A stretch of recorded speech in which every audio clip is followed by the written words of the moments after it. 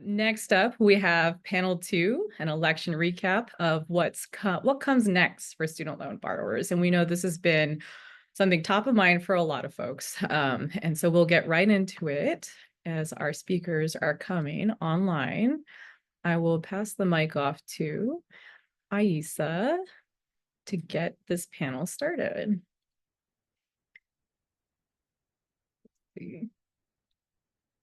So Aisa, do we have you on the line?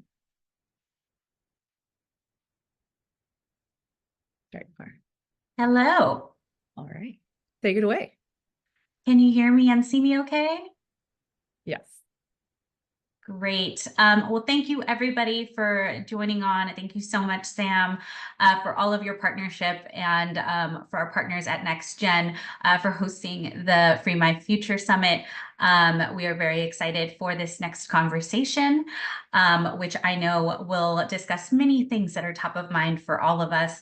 My name is Aisa Canchola Bañez. I am the Policy Director for the Student Borrower Protection Center. And I am very excited to have the opportunity to facilitate and moderate this next discussion that will really bring together many of the leaders in this movement to cancel student debt, to protect student loan borrowers, and to really demand and organize for policies that better support millions of working people with student debt and their families. So without further ado, I will introduce our first panelist. So we will start with Arnie Sowell, who is Executive Director for NextGen Policy, where he directs NextGen's policy development, legislative advocacy, strategic communications, and grassroots organizing. Prior to his time at NextGen, Arnie spent 2 decades in the California State Assembly and served as policy director for 5 assembly speakers. He has also held several high-level positions across state and local government and is obviously an expert in this space. So we are very excited to have you, Arnie. Thank you so much for participating in this panel. Next, we have Kristen McGuire, who stands at the helm of Young Invincibles as its dedicated executive director, who has been amplifying the voices of young people in the political process and expanding their economic horizons.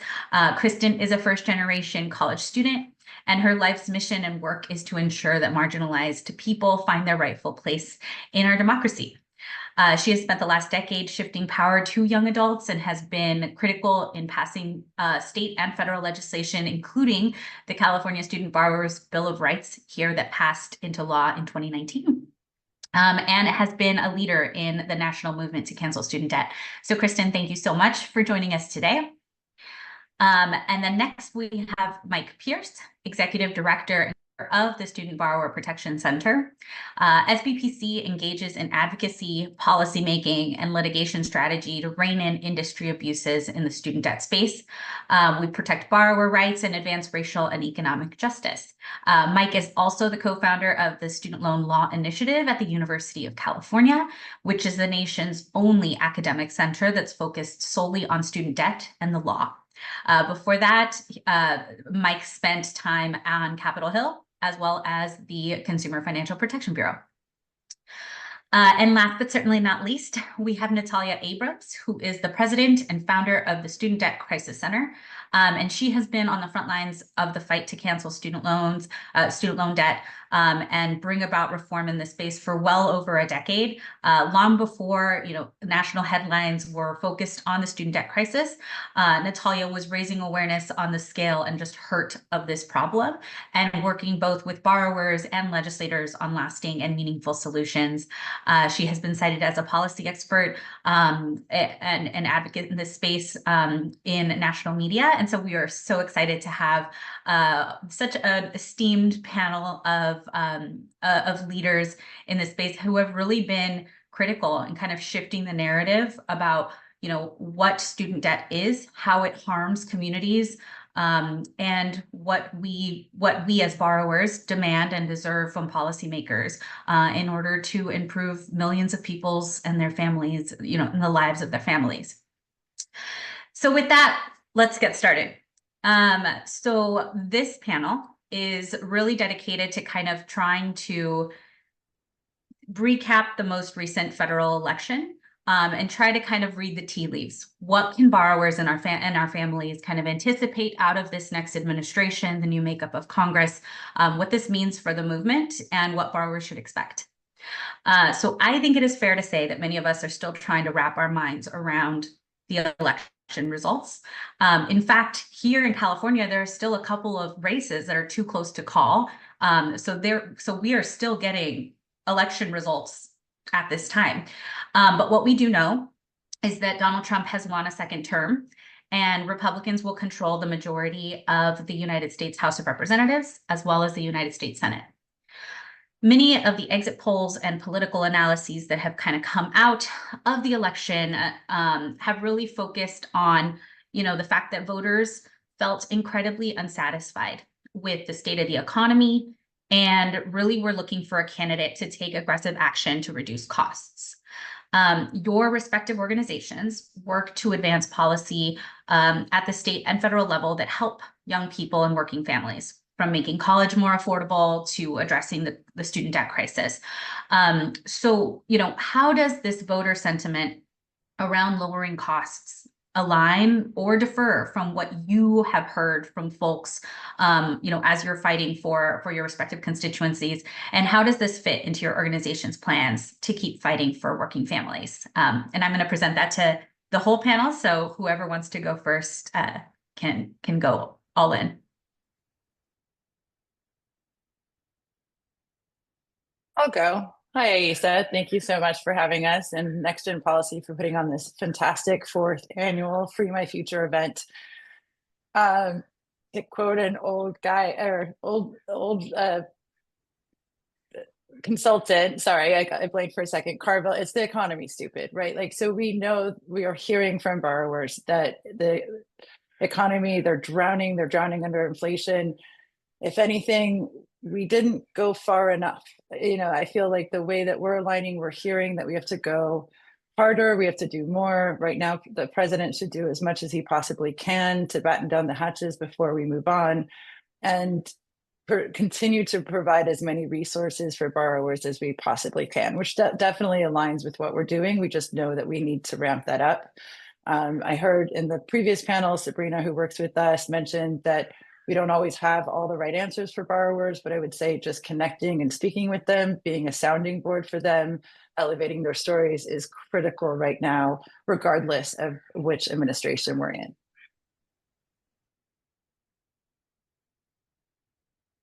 I'm happy to go next. I think we at the Student Borrower Protection Center, we have always rooted our critique of the student loan system in the economy. I think one of the great successes broadly as a movement to help people with student loans was taking that conversation away from college is too expensive, how do you pay for college, and bringing it to people's kitchen tables and talking about how making ends meet is hard for folks that have student debt. Student debt makes it harder. And often when the student loan system fails, it's the people with the least economic security that pay the price for it. So we heard in the polling that we've done, we heard in the conversations we've been having with borrowers, we saw on election day that this is all one conversation. Democrats paid a price for things being more expensive. That includes student loans. We did everything we could to try to make them cheaper. And for the first half of the Biden administration, people weren't making student loan payments. And the financial security of people with student debt was probably the best it's been in our lifetimes. Over the course of the next couple of years, things got harder and harder. Payments started again. Debt cancellation was blocked by Republican lawfare and a right-wing Supreme Court. The Biden administration kept fighting, but we didn't have a story to tell about why things were harder for people with student debt. And I just wanted to give you guys a preview of a poll that we're going to be releasing probably later this week, maybe as early as the beginning of next week. But we put a poll in the field right after Election Day to ask people about how their student debt factored into their vote. And we found for the second cycle in a row that roughly a third of voters said that student loans were either the sole reason for their vote or were highly motivating in their decision to vote. That's a massive, it sits behind inflation, it sits behind democracy, it sits behind reproductive rights, but it sits ahead of things like legalizing weed or other sorts of policies that tend to drive people to the polls. It's sort of a middle tier issue, but an important issue for voters. That's a big chunk of the electorate. So that's interesting to us. And I think when we had this poll after the midterms and we saw this huge groundswell of student debt voters coming to be able to demand their rights, people asked us, well, how do you know that these are people that just want debt relief? How do you know this isn't a backlash to giving away taxpayer dollars to people that just took out loans to pay for college? So we asked the next question, which I think is really interesting. We asked, do you trust Donald Trump to be able to deliver student debt relief? And what we found was that 2/3 of Republicans trust Donald Trump to make student loans more affordable. That tells us that what we're actually seeing out here in the electorate is a bipartisan consensus that something's really broken in the student loan system. And this conversation we're having about costs in the economy, student debt is front and center. That's true for Democrats, it's true for Republicans, and it's true for independents. So I guess that's my kind of quick version of that answer. There's more to come from us on this. There's more to come from us on free college as well. So stay tuned. I really appreciate, Aisa, the question as well as the responses thus far, and it's just great to be on a panel with folks that we are have been in this fight with for quite a long time. And as Natalia and Mike have already indicated, you know, the pundits and the voters have all told us that it was the economy that this election was all about. It was, as Mike mentioned, kitchen table issues. It was gas prices. It was the cost of childcare. It was groceries. It was rent. But as Mike has just pointed out in the polling that he's just done, and as we know, with 45 million student loan borrowers across the United States, the folks that are coming in, are coming in because they said they could fix this, and so I think the important thing for us as advocates, as student loan borrowers, is to know that one, this issue is a nonpartisan issue, as Mike's polling sort of shows, and two, we must hold the incoming administration to the fact that they say that they're going to be able to fix this. And I think the important thing for us to do is to uphold those principles and those programs that we believe fix the system. And those are many of the programs that the Biden administration has already put into place. And I would go one step further, and I would just sort of say it's just not the borrower community and the advocacy community. I think it is a coalition that also needs to start to include the private sector. It needs to also include philanthropy, and also we know government in terms of the CFPB and others are already in this space as well. But as many of us know, there are private sector employees that provide as a part of their benefit packages some form of student debt sort of assistance or relief or whatnot. And so I think we need to engage them in this conversation as well, and use that coalition, the creation of that coalition as a coalition to continue to press up and to force the incoming administration to adhere to their promises, and for us to sort of put forward the programs that we believe provide the solutions. And I'll just wrap it up really quickly. Of course, agree with everyone here. And thank you for having me as well. To Next Gen, this is a really great forum, and I'm really happy you guys were able to do it again, especially at this time. I think everything everyone said is accurate. Another thing that I think I really took note of in this election is how important voter education is.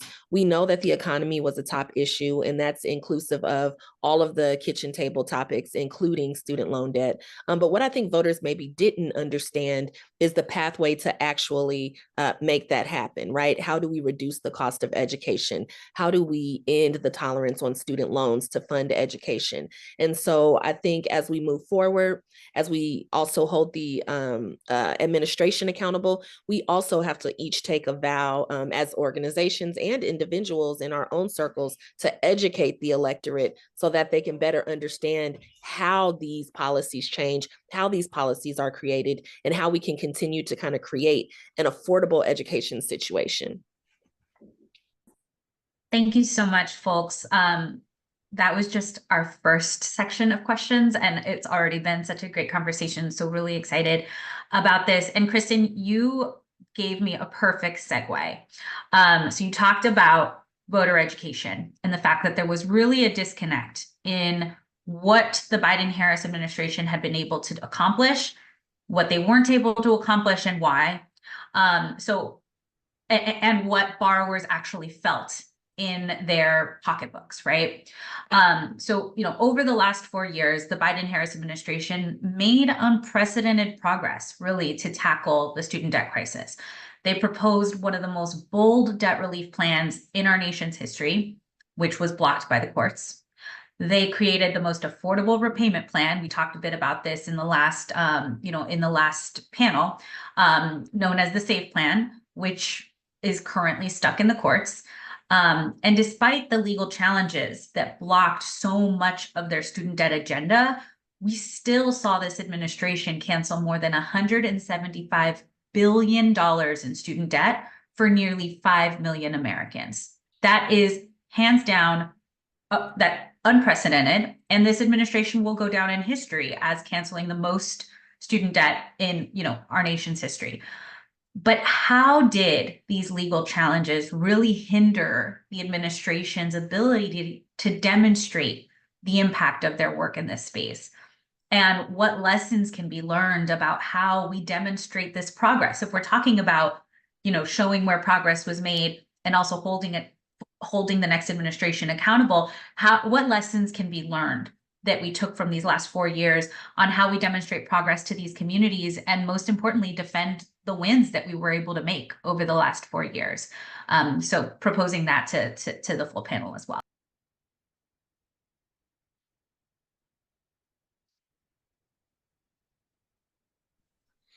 It's hard to tell if someone unmuted themselves or not. So I think that the organizations here did a really good job on celebrating wins and progress when it happened. What I think happened here is that opposition was very good at creating confusion. And so it's easier to sow seeds of discord than it is to try to celebrate progress. And I think that's really what we saw happen. We celebrate, the executive order, and then it goes to the Supreme Court. And I think we've kind of just seen all of these hills and valleys this entire time when it came to student loan debt.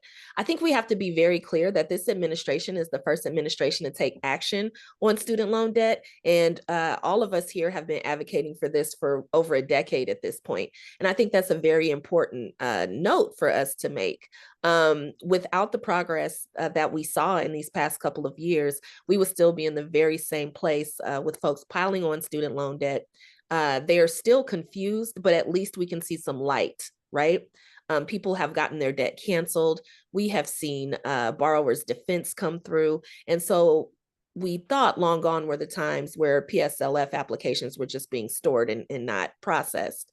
So I think as we move forward, we have to continue to have voters and have student borrowers remember how much progress has been made. We're going to have to be very vocal, and that's where the power of storytelling comes in, where we have to continue to amplify voices of borrowers who have seen progress, because we can't let an opposing narrative become the primary narrative. Yeah, I just piggyback on that.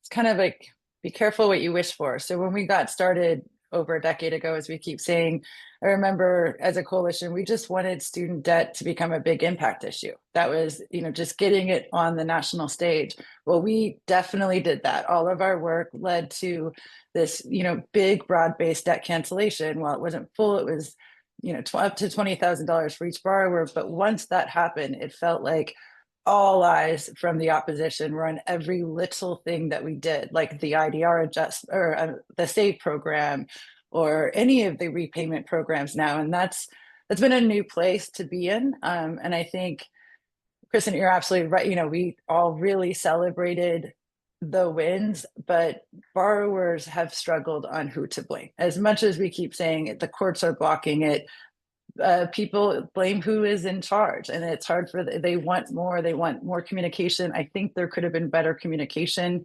coming out of this administration on each one of the changes, but again, they were so quick and swift, it was hard to keep up with how organized the opposition was post getting this big win with debt cancellation. So before we move to kind of trying to look into our crystal balls and anticipate what we could potentially expect out of a second Trump administration, Mike, I'm wondering if you could help remind us what the first Trump administration felt like under Trump and Secretary DeVos. What were some of, because I know SBPC was really working on shedding light on many of the conflicts of interest and just the corruption and the service or mismanagement. Can you kind of remind us what Trump 1.0 looked like? And then we kind of can shift gears into what a potential Trump second term could look like. Absolutely. So we often, a decade plus later, talk about student loan system being broken. I think the first Trump administration was the moment that the public broadly recognized just how broken the student loan system was. And that's because at every point it was illustrated by this, corruption is the right word. I said this very evident corruption. The fact that the Trump administration cared more about the interests of for-profit colleges and student loan companies than they did about the needs of working people that have student loans. And so we watched 99 out of every 100 public service workers get rejected for public service loan forgiveness. And in the same breath, the student loan companies responsible for botching that program were walking into court and saying they are above the law. They are only following orders, or they are part of a state and they can't be held liable. We watched the Democratic state AGs stand up for borrowers and fight back against those companies that were denying people's rights. And at the same time, Betsy DeVos and Donald Trump stood shoulder to shoulder with those companies that were cheating people out of their rights. So corruption was the watchword, and we watched people pay the price over and over and over again. It was hard, but also it was the moment that we were able to really change the narrative about whether student debt was a question of personal responsibility or whether it was a symptom of high college costs. And again, we centered people's financial experiences and started talking about it as a key part of the economy. It helped us build the foundation for the movement that was ultimately pretty successful in the Biden administration. Thank you, Mike. So shifting gears into kind of what we can expect out of a second Trump term. Over the campaign, we saw Donald Trump, then candidate Trump, try to distance himself pretty significantly from Project 2025. But now, as President-elect Donald Trump, unsurprisingly, has taken a shift and is now kind of fully embracing many of the radical proposals within Project 2025, which is pretty scary stuff if you believe in public education and affordable college and ensuring that we have a Department of Education just more broadly. So Kristen, I'm going to direct this at you, but folks, if you also have thoughts, please feel free to weigh in. So, Kristen, can you remind us of how Project 2025 can impact working families with student debt? And what are some of the limitations that, thankfully are available and that would prevent Trump from fully enacting this agenda kind of unilaterally? Sure. So let's briefly summarize Project 2025, a 900-page document. So for people who maybe aren't familiar, Project 2025 is a conservative policy agenda that was created by the Heritage Foundation. And it includes a lot of radical transformations that go far beyond what we've heard about, like limiting or eliminating the Department of Education. It targets critical support systems for students and borrowers. And while, yes, Aissa, President-elect Trump did try to distance himself during the campaign, he's already signaled that he is actually on board with implementation on reductions on things like abortion care, access to health care, and also that he is an avid supporter of mass deportations. So I think what we can assume from that is that he was not as distanced from Project 2025 as he tried to have voters believe.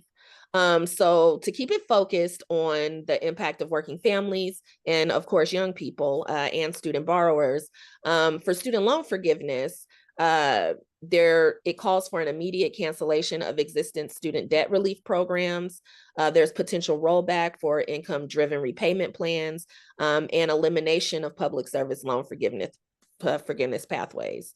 Also, it requests significant budget cuts to federal student aid programs, reducing Title I schools funding, which serves low-income communities, and potential elimination of diversity and inclusion initiatives in higher education, which we're already seeing at the state level. I think it's important to note that completely eliminating the Department of Education would require congressional action. So he wouldn't be able to do anything like that on day one. And even going after certain individual programs might be easier said for popular programs like PSLF.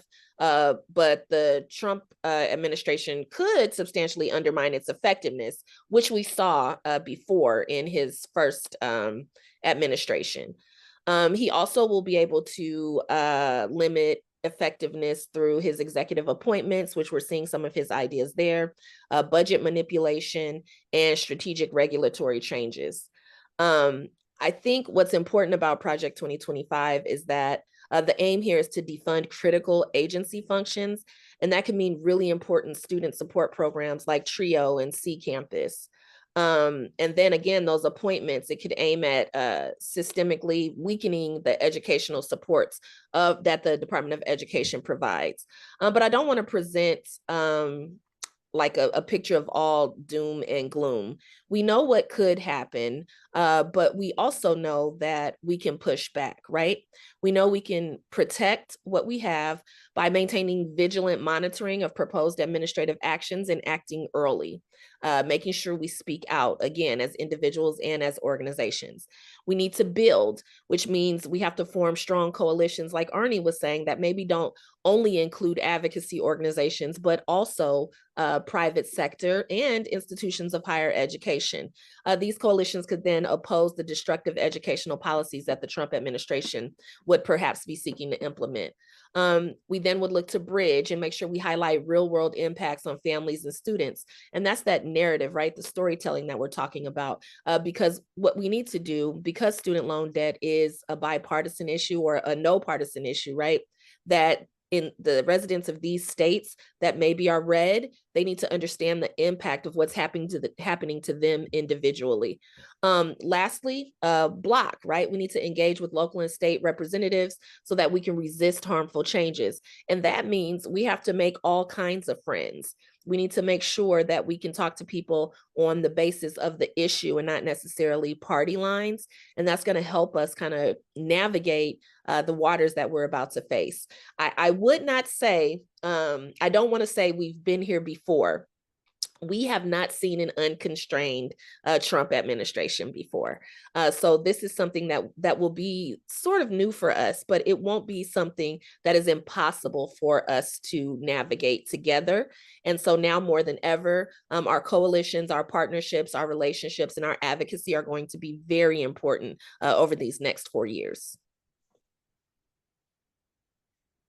Thank you so much, Kristen. That was very comprehensive, and I think we very much appreciate not only being very clear-eyed about the challenges ahead of us, but also not letting those challenges limit our power. Because I think as a movement, we constantly need to remember that the fact that this is a national conversation about what to do about student debt is a result of everyday people using their voices, sharing their stories, and using their people power to demand, policies that will improve their lives and address this issue once and for all. So thank you for that.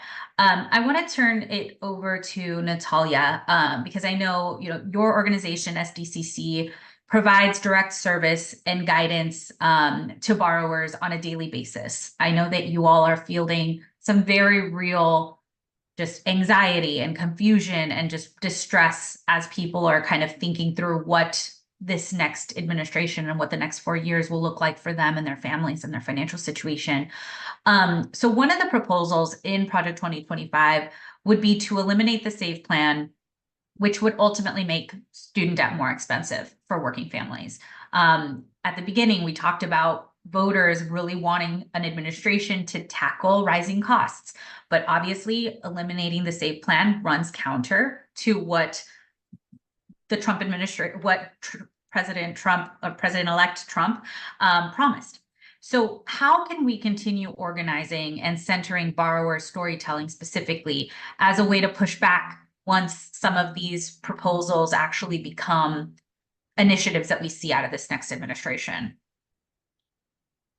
Yeah, thank you for that, Aisa. And you're absolutely right. The SAVE program, I still remember we had our own summit right when President Biden had announced the SAVE program, and Senator Warren said, you know, this is going to be a huge change for borrowers by being able to cancel interest, have the low balance. Borrowers, you know, if you had 12,000 or under, just go away. It was going to do a lot. And for some people, you know, more than just canceling $10,000 over time.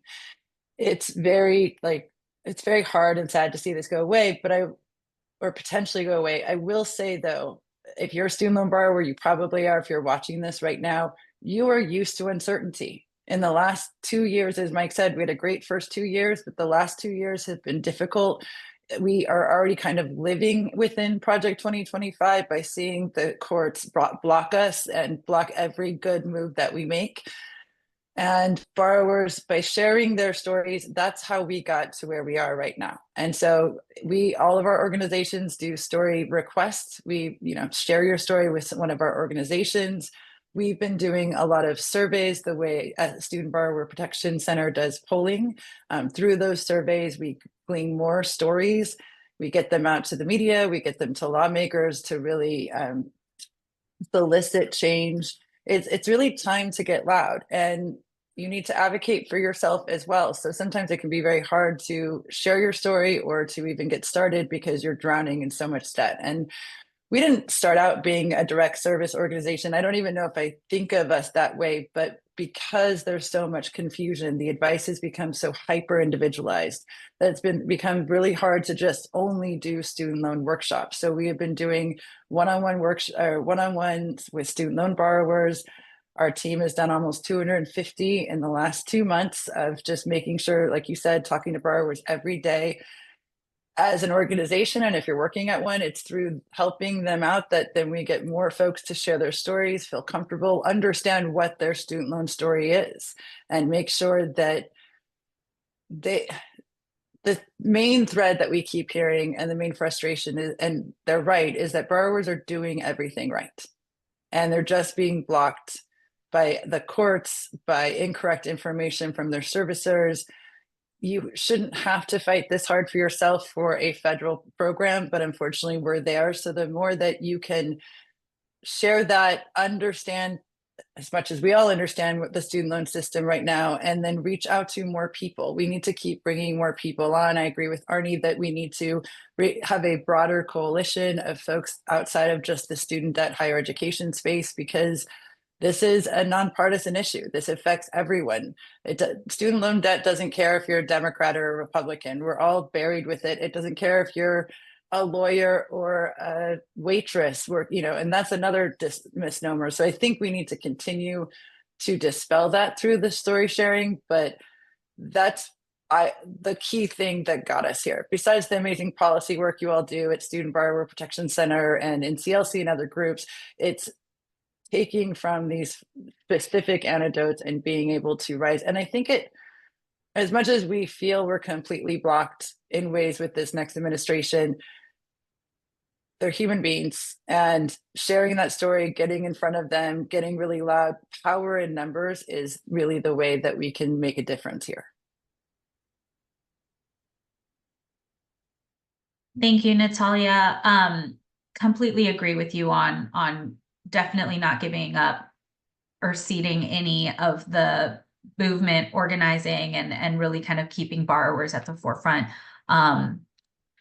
So next question I'm going to pose to Mike, because the Student Borrower Protection Center actually was born during the first Trump administration, and really, shed light again on the corruption, but the program mismanagement, borrower abuse.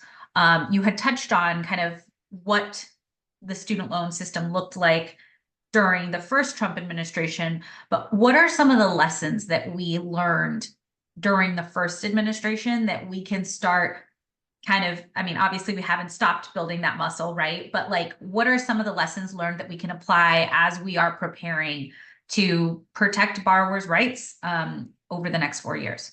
So a few things, and I don't know that I could put it any better than Kristen did when she spoke a couple minutes ago, but I will just say as a starting place, part of the reason why President Biden struggled to be able to effectively message on student debt and to be able to get credit for delivering for 5 million people was that the student loan system itself is fundamentally broken. It hurts people every day. Everyone's interactions with the student loan system are negative right until the moment that they're debt free. And so for 5 million people, the debt relief that we have managed to win over the past 4 years is life-changing. For the remaining 40 million people, it sucks. And I think that we shouldn't mince words about that. But that also presents an opportunity as we're thinking about how to message against the Trump administration. It is his student loan system now. So all of the warts, all of the harm, all of the broken policies, all of the corruption, all of the bad actors are his responsibility. And we just need to tell the story. We just need to tell borrowers' experiences because it's going to be hard for folks. And the truer we are to just how bad and broken this is, the easier it is to win because it is ungovernable. And ultimately, I think as several of you guys have mentioned, like we are watching the administration pull back, the administration in waiting, pull back from this path towards student debt relief. And all that's left behind it is harm for working people. You, Mike. I'm going to turn my next question to Arnie, but before I do, I failed to mention this at the top, but we will be reserving some time to answer y'all's questions. So if folks do have questions, please feel free to send your questions into the Q&A box at the bottom of your Zoom page so that we tap into the collective brain trust that we have on this fabulous panel today.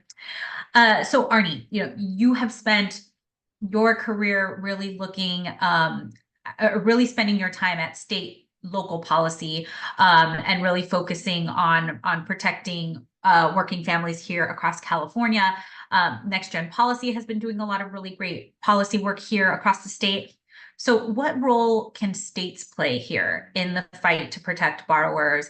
And how have we already seen, California begin to prepare to be leading the fight against any efforts to harm students and working families in the next administration? Aisha, thanks for that question. And I just, I think it is imperative that states be one of the bedrocks of the opportunity to build.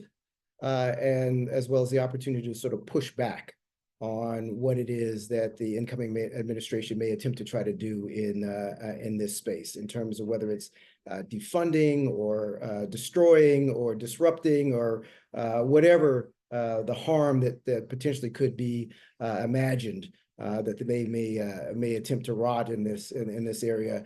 We need to make sure that one, that we're focused on building, and two, we're focused on pushing back. And let me be maybe a little bit more specific and say this. As the folks that I'm sharing this panel with, all of us became really, really good friends and really good partners in crime during the first Trump administration, particularly the work that we were doing out here in California. And it was work to create a student borrower's bill of rights. It was work to create the Department of Financial Protection and Innovation. Remember that one of the reasons why the Department of Financial Protection and Innovation exists here in California is because we were worried about what the Trump administration was going to do to the CFPB and consumer protection issues, particularly as it related to student debt at the federal level. So we enacted and we created the Department of Financial Protection and Innovation out here. And I want to go sort of, and I could tell you about additional sort of funding and working groups and additional sort of laws that we enacted in California, and also just sort of mention that already Governor Newsom and AG Bonta here in California have all started talking about, and had a press conference just last week about Trump-proofing, the state of California, and in particular, the governor has called a special session of the legislature to begin to start to prepare for and to work on those issues that we know will be coming down the pipe, whether in the healthcare arena or the immigration arena. We need to make the student debt arena a part of those conversations as well for the state of California as in this special session. But folks were quoting a little bit earlier, and there was a quote that I know that former Justice Ginsburg used to, a quote that I actually have up on my refrigerator, on a refrigerator magnet. It says, "Fight for the things that you care about, but do it in a way that will lead others to join you." And I think it's really important for us to think about not only what we're doing here in California, but how we export that to other states. In particular, if we think about it, 2 years from now, there's going to be another election cycle, both of Senate races, U.S. Senate races, and also House races. Those same battleground states that we're talking of Michigan and Wisconsin and Pennsylvania and North Carolina and Arizona and Nevada are all still going to be in play. And many of those states currently have Democratic governors.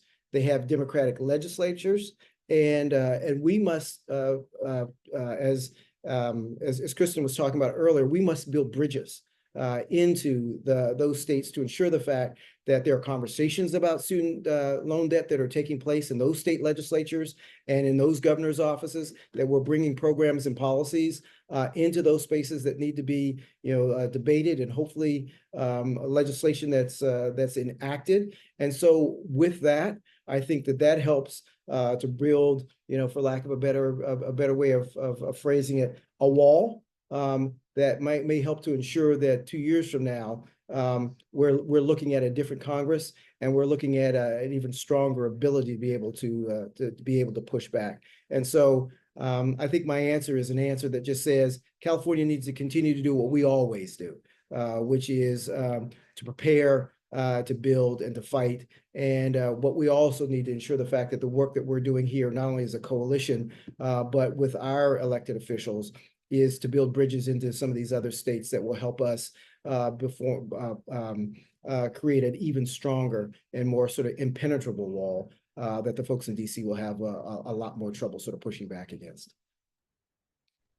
Thank you so much, Arnie. I think that's right. California continues to lead, has never stopped. And so I think that is, as a Californian here, makes me feel a lot better. That being said, I know many folks feel a lot of dread in this moment. And I want to get to a few of our audience questions, and then I want to pose a closing question for each of y'all. But this one question in particular kind of stood out to me. So Carla says, she works, she has a family, is going back and forth between, daycare and sports and all of that. The thought of advocating for herself as a borrower feels daunting. She does not live in DC. She lives here in LA. So, for folks who don't live in DC, how can they best advocate for themselves as borrowers when Congress and policymakers feel so far away?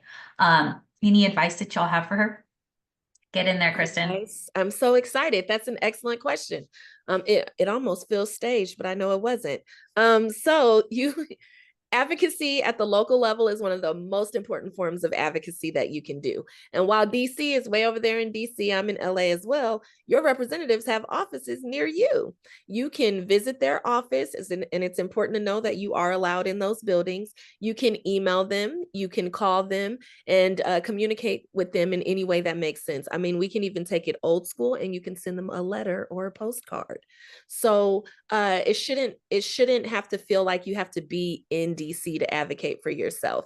It is their job in their district office to represent you in the area that you live. So if you can pick up a phone, send an email, or even write a letter or go by in person, you're absolutely permitted to advocate on the local level. Additionally, you have state representatives who can help escalate issues for you as they occur. So you can even contact your state assembly person or your state senator to kind of help you navigate those waters if you need to.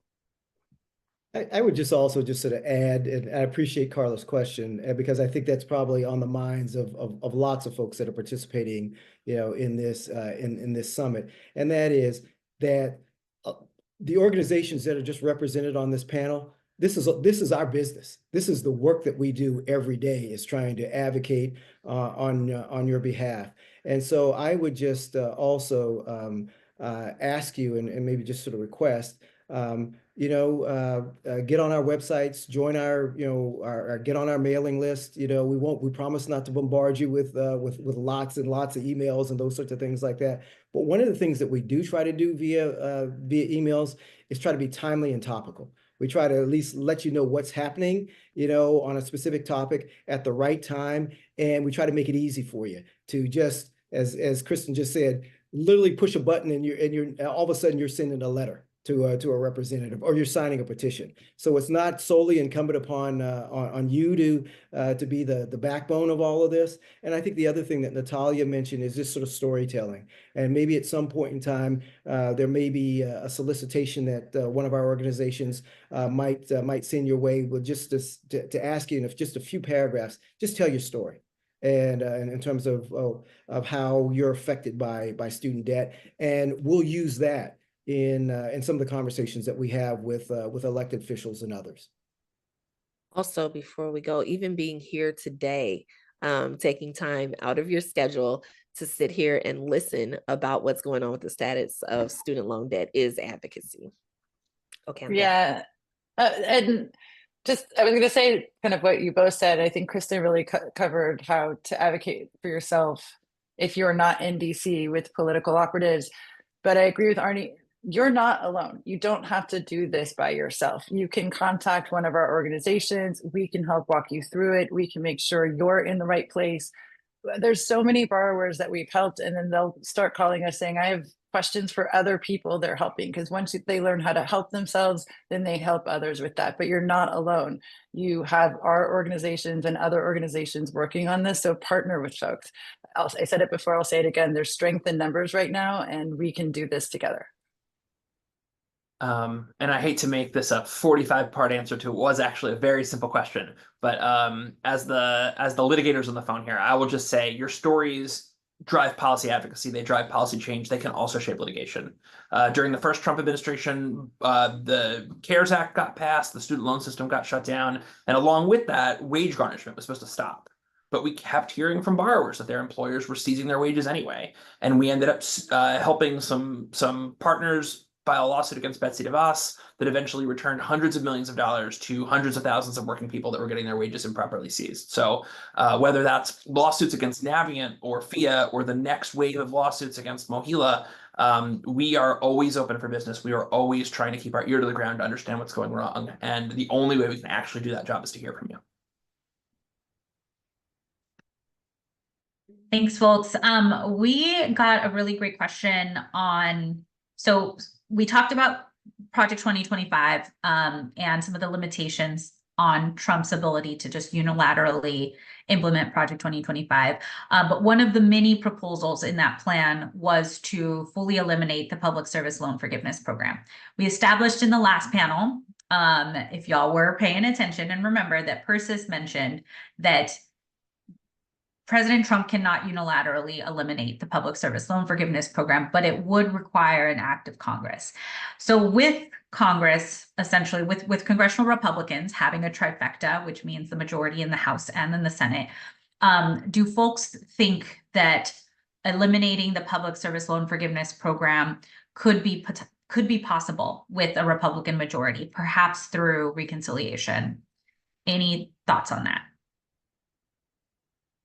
I think we've learned from watching the Trump administration over the past decade to never say never. I think part of why we're excited to be here and to be in front of all of you is that staying vigilant is the most important thing that we could do. And you just never know if a 3-line rider to a must-pass bill could suddenly change 1 million public service workers' lives overnight.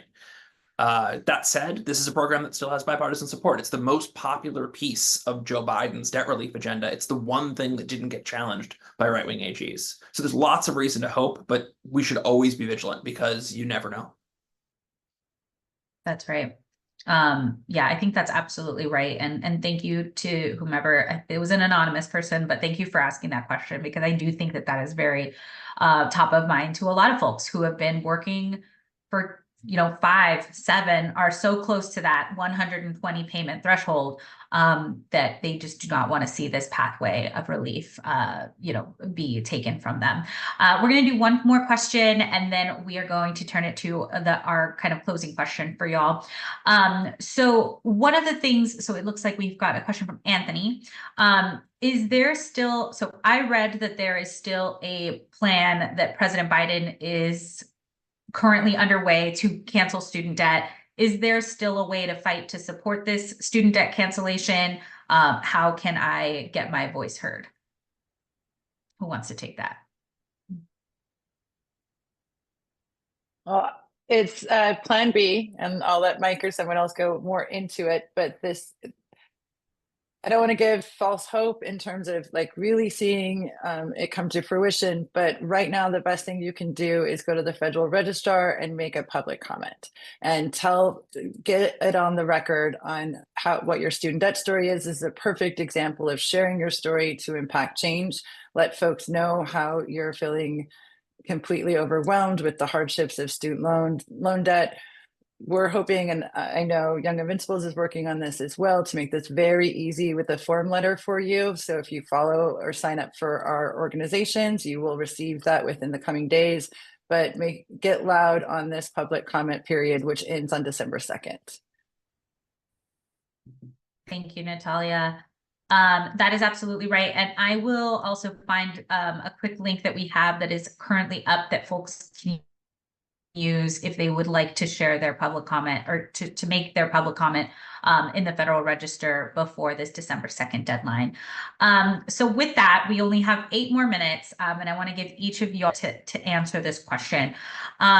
So I kind of mentioned this a bit ago, but it is very easy for many folks to feel scared or defeated in this moment with all of the uncertainty around student debt in particular.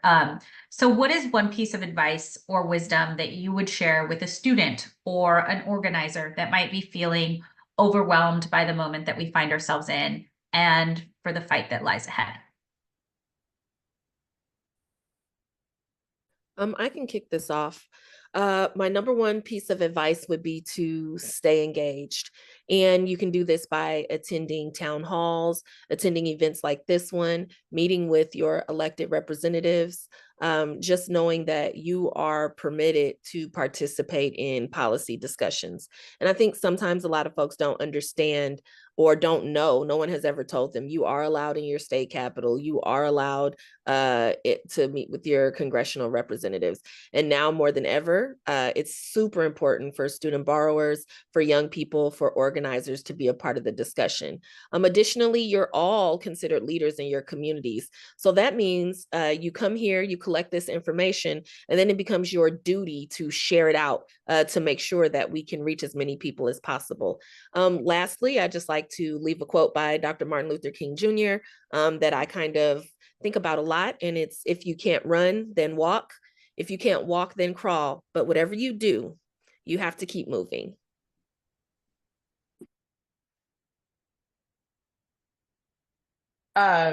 So I'm going to say the opposite. I completely agree. Stay engaged, but also make sure to take care of yourself. It's okay to take breaks. It's okay to take time.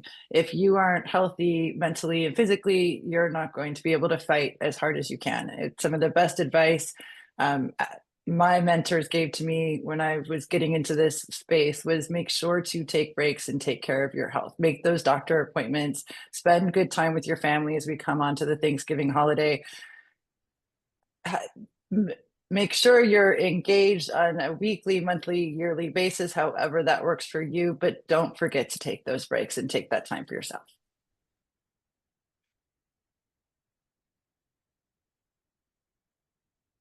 You know, I'm not sure if I have just a couple sentences of advice, to be honest with you.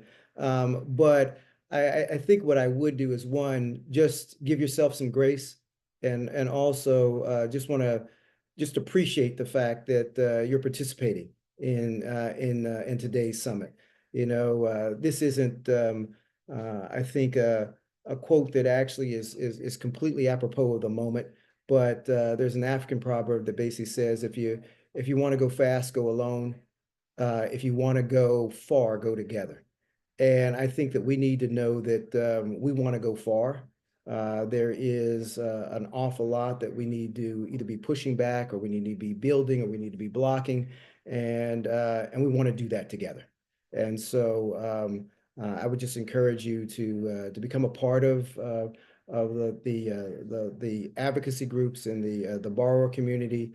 And I just want to appreciate the fact that you're here participating in the summit, and just to steel yourself and to be prepared that we want to go far, and that's going to come with some challenges, but you aren't going to be alone. I don't think I have anything brilliant to top what all of my colleagues here said. So I guess maybe I'll just offer my own personal experience, which is when I woke up in the morning after the 2016 election, I was a federal employee and I didn't have any agency. I was going to get a new boss. I was going to get a new set of marching orders. I was going to watch the work that I had done inside of the government piece by piece be dismantled. And that sense of powerlessness was overwhelming. When I woke up 2 weeks ago, I found myself at the center of the fight. And I'm so lucky to be in this fight with everybody that's on this call, with everybody that joined in today, because having agency matters, keeping your head above water matters, but also just having a direction to go and people to fight with. So I guess I'll just say thanks to everybody that's here instead of trying to out wisdom all of these brilliant people that have their own insights. That was excellent, folks. Thank you so much for sharing that, last bit of wisdom with all of us. Thank you for participating in this panel. Thank you to our audience for the great questions that were coming in.